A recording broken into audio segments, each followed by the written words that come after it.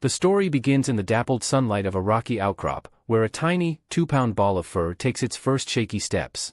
For a leopard cub, life starts in total secrecy, hidden away in a cave or thick brush by a mother who knows that in the African savannah or the Indian jungles, visibility equals death.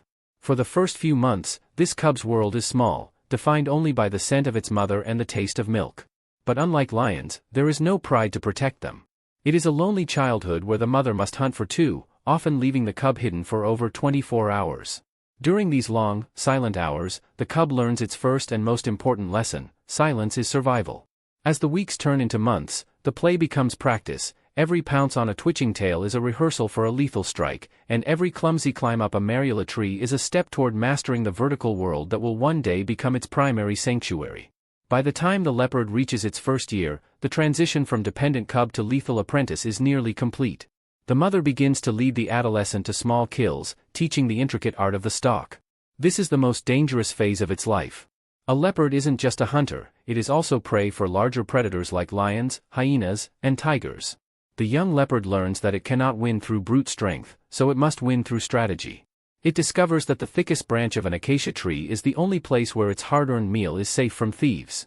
This period is a masterclass in patience. The leopard learns to watch the wind, to tread on the softest parts of the grass, and to freeze for an hour if a single dry leaf crunches underfoot. It is during these teenage months that the leopard develops its unique rosette patterns, a biological camouflage so perfect that it can vanish into the shadows of a tree even in broad daylight. The turning point comes suddenly, usually around the age of 2, when the mother decides it is time to part ways. This is the lonely exile. The young leopard is pushed out of its birth territory and must find a home of its own. This is a brutal rite of passage.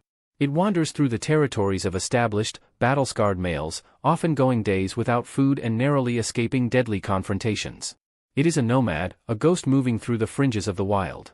During this time, the leopard truly finds its voice, not a roar like a lion, but a distinctive, sawing sound that echoes through the night, warning others of its presence. It learns to adapt to any environment, whether it's a cold mountain range, a humid rainforest, or even the outskirts of a human village. This adaptability is what makes the leopard the most successful big cat on the planet. As the leopard reaches its prime, it becomes the ultimate solitary master of its domain. A full-grown male is a powerhouse of lean muscle, capable of hauling a carcass twice its own weight up a vertical tree trunk, a feat of strength no other cat can match. Its life is now a cycle of calculated risks. Every hunt is a high-stakes gamble. A broken leg or a deep wound from a desperate impala could mean a slow death by starvation. The leopard lives by the mantra of efficiency, preferring the ambush over the chase.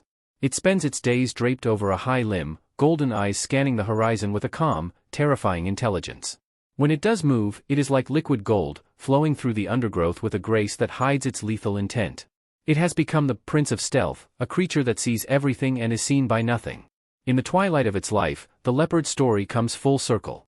The once bright coat might be scarred from countless territorial disputes, and its canine teeth might be worn down from years of crushing bone. A leopard that reaches 12 or 15 years in the wild is a legend of survival. Eventually, a younger, stronger challenger will emerge from the shadows, just as it once did, to claim the territory. But the legacy of the leopard isn't found in a kingdom or a pride, it's found in the silence of the woods and the enduring mystery of the spots in the dark. As the old cat retreats into the deep bush for the last time, it leaves behind a blueprint of resilience and independence that has remained unchanged for millions of years. It lived as it died, alone, unbowed, and perfectly adapted to the shadows.